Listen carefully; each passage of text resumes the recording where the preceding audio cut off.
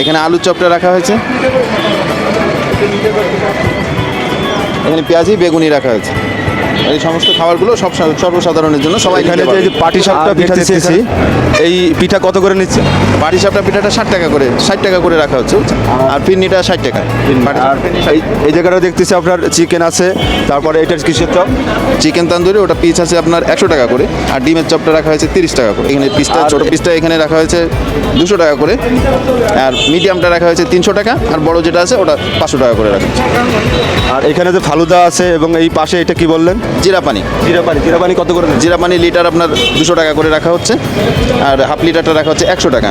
আর ফালুদা এখানে রাখা হচ্ছে 200 টাকা করে। আচ্ছা, আমাদের হয়েছে দাম কত?